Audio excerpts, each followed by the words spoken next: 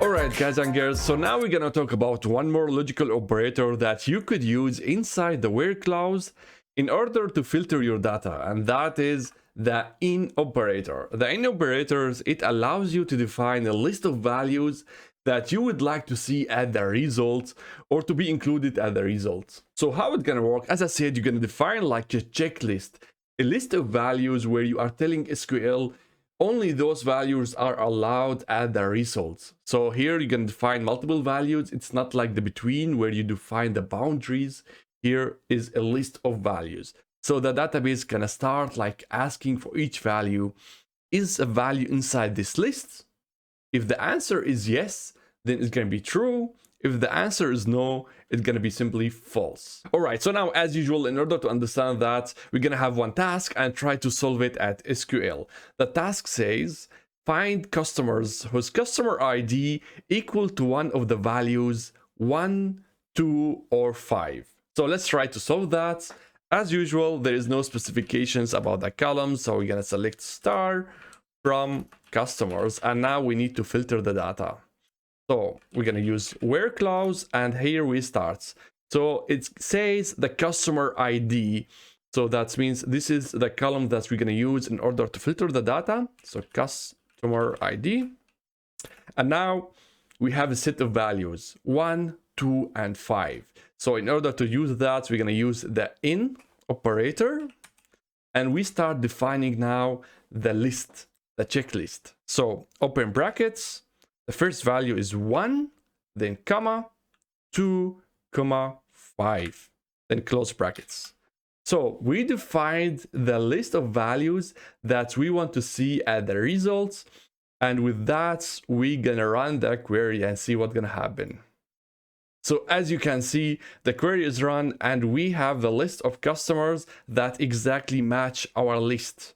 The customer ID 1, 2, and 5. Okay, so now let's see what the database done once we executed the in operator. So as usual, select star from customers means I want to see all the columns at the results, and the database gonna select that. And since we have where clause, it's gonna start checking the condition. So the condition should say customer ID should be in this list. So the database is gonna check each customer. So here we have customer ID 1, and it is in the list. That's why we're gonna get a true over here for this condition, and we're gonna see it at the results. The next one is 2. So here as well, we have true for this one, and we're gonna get it at the result. The third customer ID equal to 3, and it is not in the list. That's why we're gonna get false over here. The same for 4. So 4 is not in the list. It will ignore it. And the last one, customer ID equal to 5, and it is in the list. So we will get a true for that. And this is how the database can process our query. All right, so you might tell me now, wait a minute, Para. I just learned about the OR operator and how I combine different conditions using the OR. And I could solve this task using that instead of using in and like a checklist. So let's see how we could do that. I agree, it's gonna work as well. So select star from customers where customer ID equal to 1. So the first one. Then we write or customer ID equal to 2 and go on.